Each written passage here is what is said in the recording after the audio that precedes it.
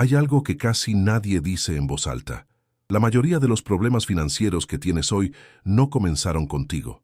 Comenzaron mucho antes, en la mesa de tu casa, en las conversaciones que escuchaste de niño o en las que nunca ocurrieron, en la forma en que tu familia hablaba o evitaba hablar sobre el dinero. Eso no es una excusa, es un punto de partida, porque si no entiendes de dónde vienen ciertos patrones, vas a seguir repitiéndolos sin siquiera notarlo. Y lo más silencioso de todo, esto es que no se transmite en documentos ni en herencias formales, se transmite en comportamientos, en actitudes, en frases que se dijeron tantas veces que se convirtieron en verdades. Vamos a hablar de eso hoy.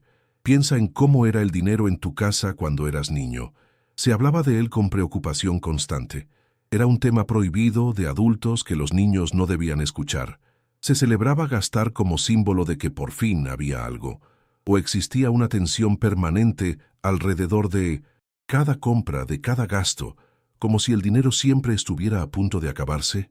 Esas experiencias tempranas forman algo que los psicólogos llaman guión financiero, un conjunto de creencias, emociones y comportamientos automáticos relacionados con el dinero que se instalan en la infancia y que operan en silencio durante toda la vida adulta.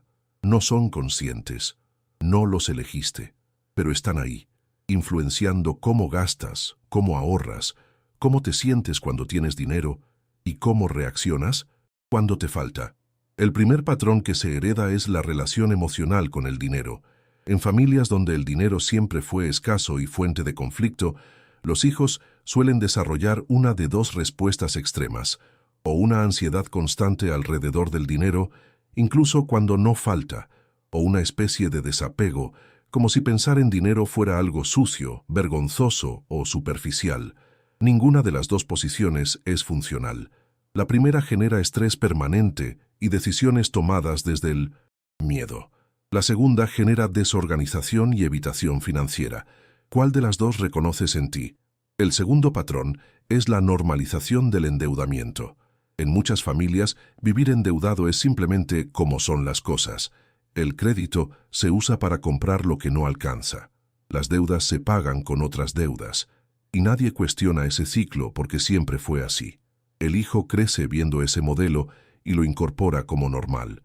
Cuando llega a la adultez, no percibe el endeudamiento como un problema a resolver, sino como una condición de vida aceptable, casi inevitable. Y lo más grave no es la deuda en sí, es la resignación. Es la frase interior que dice, así es la vida, siempre se debe algo. Esa resignación es el verdadero legado que paraliza.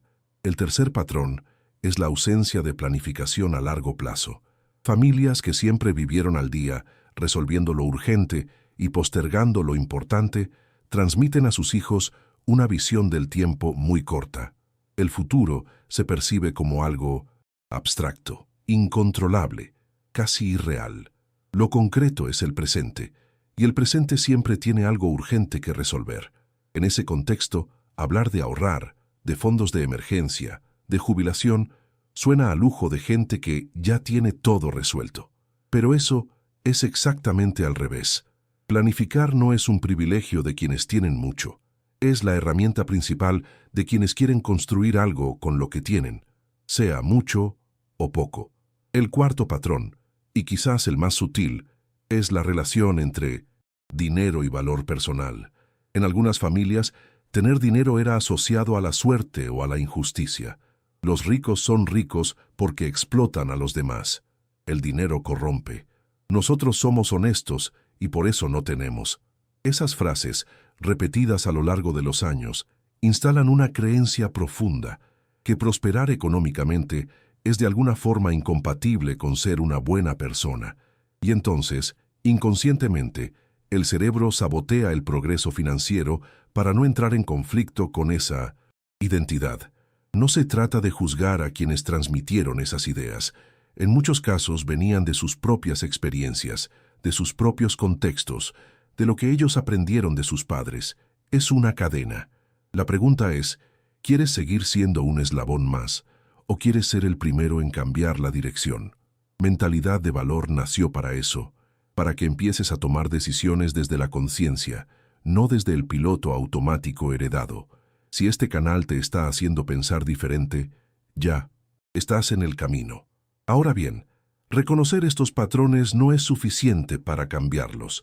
El reconocimiento es el primer paso, pero solo el primero, porque el cerebro tiene una tendencia muy fuerte a volver a lo conocido, aunque lo conocido sea dañino. Lo familiar genera una sensación de seguridad, incluso cuando sabemos racionalmente que no nos conviene. Entonces, ¿qué se puede hacer de forma concreta? Lo primero es hacer visible lo que era invisible. Escribe, aunque sea en una hoja de papel, qué mensajes sobre dinero recibiste de niño. No para culpar a nadie, para identificarlos, porque mientras permanecen inconscientes, actúan libremente. Cuando los pones en palabras, ya no tienen el mismo poder. Puedes mirarlos, cuestionarlos, decidir si los quieres conservar o no. Algunos ejemplos comunes. El dinero no alcanza nunca. Ahorrar es para los ricos. Hay que disfrutar ahora porque mañana no se sabe. Pedir dinero prestado es normal. Hablar de dinero es de mala educación. ¿Cuántos de esos resuenan contigo? Lo segundo es separar la identidad del comportamiento. Tú no eres tus hábitos financieros. El hecho de que hayas repetido ciertos patrones hasta hoy no significa que estés condenado a seguir repitiéndolos. Los comportamientos se aprenden. Y lo que se aprende se puede desaprender y reemplazar.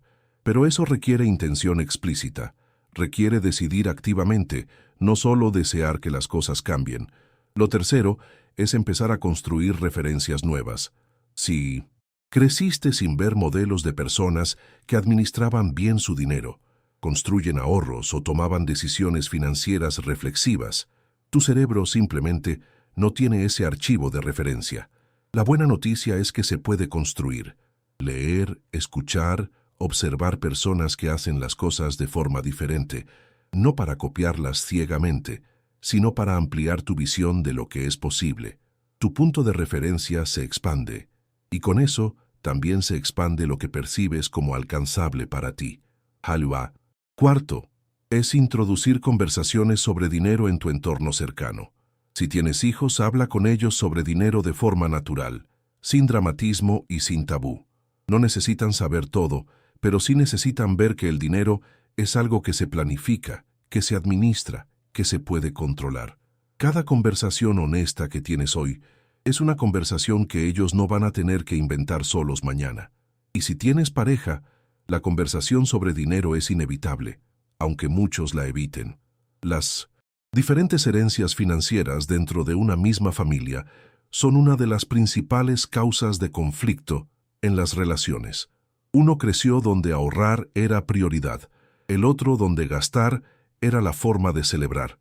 Ninguno está equivocado en términos de valores, pero sin conversación, ese choque opera en silencio y se convierte en tensión constante.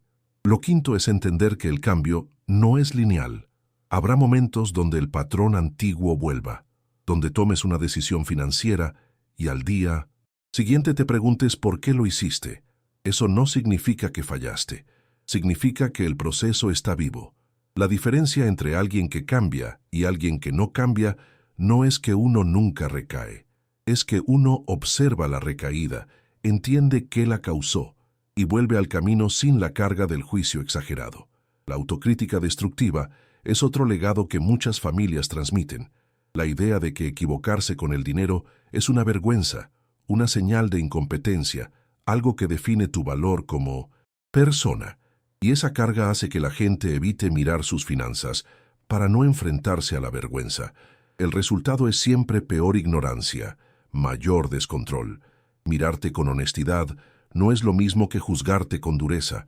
Puedes ver dónde estás parado sin convertirlo en una sentencia. Hay algo poderoso que ocurre cuando alguien decide romper un patrón generacional. No es solo una decisión personal, es una decisión que cambia lo que viene después.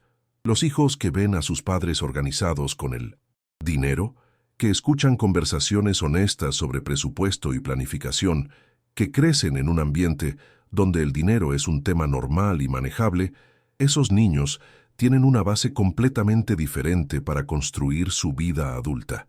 No necesitas haber tenido esa base para dársela a otros, necesitas empezar a construirla ahora. Eso es lo que significa romper la cadena.